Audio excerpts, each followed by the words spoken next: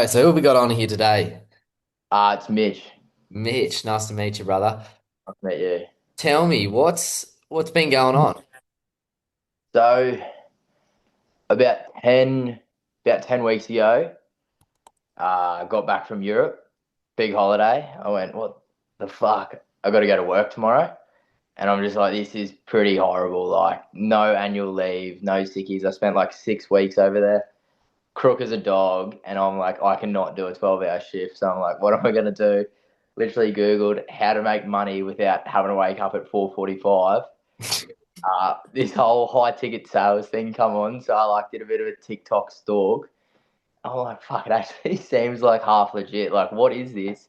Jumped on a call with one of the boys. He made me like this tailored plan, like wrote it all out for me. A month later, I got my first job, made about $600. Then it all went south. Like, it all went bad. I got no money for about 3 or 4 weeks. I'm like, all right, so I've had a win, and now it's all over. Like, it's all shit. And then after 3 or 4 weeks, then I made $600 on a Friday, 2,100 on the Monday, and then 1,200 on the following Friday. So it all just turned back around, and yeah, made like 3.7K in a week's like 7 day stint or something like that. It was mint. Fucking oath, man. Righto, so what? So you were in Europe, and then you were Yeah, about to work. That's sort of what pushed on the fuck. I don't really want to go back to work. What were you doing before? Well, if you're still in it, are you still at work? yeah, bro. Literally worked every day that I was making the money. Like Yeah. going to work every day, just SDR calling from my phone, appointment setting at Smoko, and then yeah, just one night at like 8:30, it was like, oh yeah, commission come through. You made like 2.1K today. I'm like, Fucking oath, fucking oath, man. So what do you do for work? You're a tradie? yeah, apprentice Sparky. So I'm still like doing my apprenticeship and shit. Yeah. Yeah, sick. So you're making that money while you're still finishing off your apprenticeship. How did it feel, Mm. obviously making that first, probably like the first bit of money and then also probably like that quiet period and then more? Well, fuck. When I got the first results, man, I thought like this is it. Like I'm quitting the apprenticeship. Like this is it. And then like I was riding the highest of the highs, man. Like it was sick. I'm like, this is awesome. When to work? I'm like telling all the boys, I'm like, nah, you won't see me very long. And then it all went when it all went bad. I'm like, you're actually right. Like this thing, like it doesn't actually work. Like some people get lucky, and I'm not getting lucky. And then I'm like, nah, fuck. And I just thought back to like what I was doing to make that money, and I just doubled back down. I like started like learning a little bit more. Sort of started understanding how sales worked a bit more.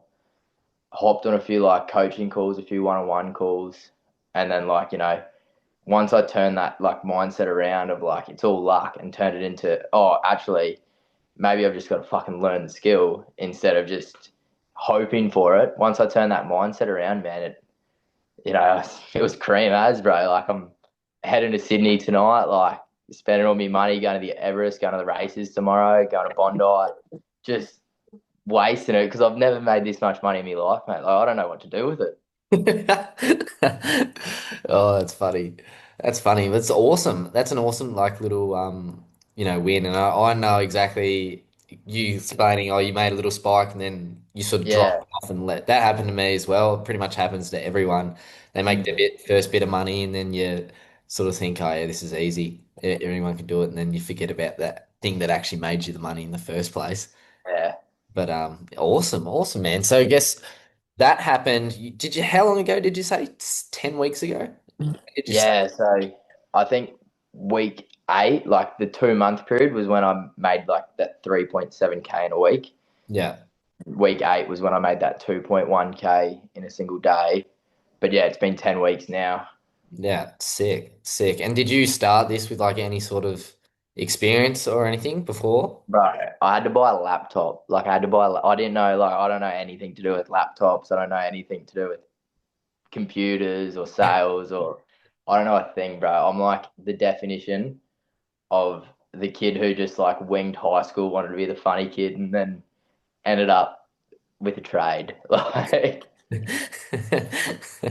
Well, that's good then. Okay, so you started this with no experience, 10 weeks coming on.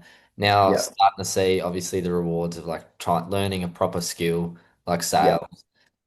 What's sort of next for you? I think the writing's on the wall to leave the trade, bro. I think it's all over. Like I think it's generally, you have your ups and downs, and I had a big down, and with this up that I'm writing now that I've actually learnt the skills, I've taken the time to go all in with it. Like honestly, it's like I haven't gone back down. It's Mm, just been a cruise. So I honestly think that it's time to give the trade up because there is something else out there. Like the only reason I was in the trade was because I thought uni's not an option. mm, Don't really want to be a receptionist. Don't really want to push trolleys. So like the trade's the best of a bad bunch. mm. Yeah, But now I've sort of realised that there's actually money to be made without having to work your 12-hour days and in the sun in the dirt. So yeah, I think it's time to quit. yeah, for sure, man. Okay, so the next big thing's obviously leaving the job. What do you think probably was like your biggest struggles like before you even started? So like we'll start with like before you even started. So back when you're sort of looking into it, what sort of things do you think were holding you back? Just believing in it, bro. Like you see all these people like, oh, come watch me make money online, and it's like, no, mate. Like, all right, I'm gonna just doom scroll to something else. Like believing that, because it's so hard to believe that you can do it. Like it's so for me, I'm such a tunnel vision person. Like dad's, works in the industries. Mum works at a school, so it's like they're just so go with the flow. And I'm like, you can't make money online. Like you can't make 10K in a week. You can't make 10K in a month online. So I like just did not buy into it.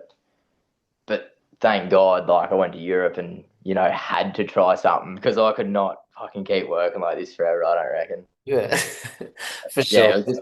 I think it was just believing that it wasn't like a scam or like a pyramid scheme or anything. Like I just could not. I just could not get over that. I just always thought it was a scam.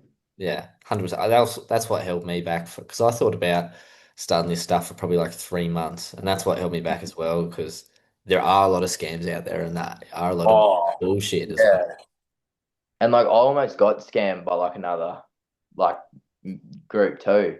Oh, really? Like hopped on the same sort of call, and then when I did the research, I realized like what it was. And then it wasn't until I did research about this that I realized that it's just commission based sales and a teaching.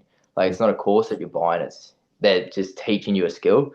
Yeah. If that makes sense. Like the research I did, like helped me build trust in it. Mm.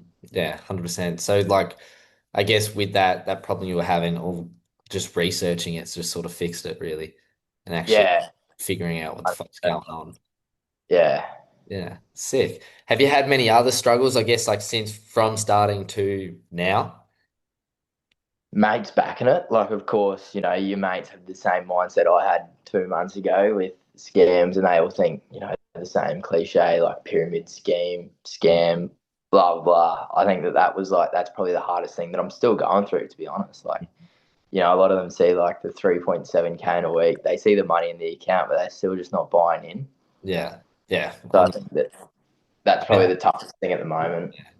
I don't think that's something that ever leaves. Like even me now, I've still still some of my mates from my hometown are just like, you do know it's not real, it's not gonna last forever. It's like, brev. Yeah, true. Yeah, awesome, man. Okay, sick. I guess for anyone that's sort of watching this and they're in a similar situation, what advice would you give to them? At the end of the day, like you write your own book, you write your own story. If you're gonna let your mates tell you how to live life, if you're gonna let your parents tell you how to live life, then you're not gonna live the life you want.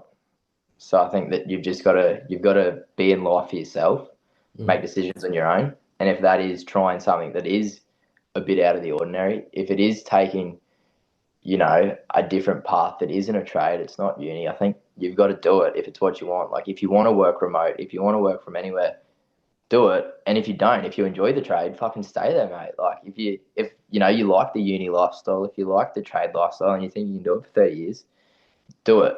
You write your own story, I reckon. yeah, sick. I reckon that's awesome advice. Righto. Thanks, Mitchell, for Thanks, jumping on. mate. Congrats on the fucking awesome win and Cheers. excited to see you out of your job soon.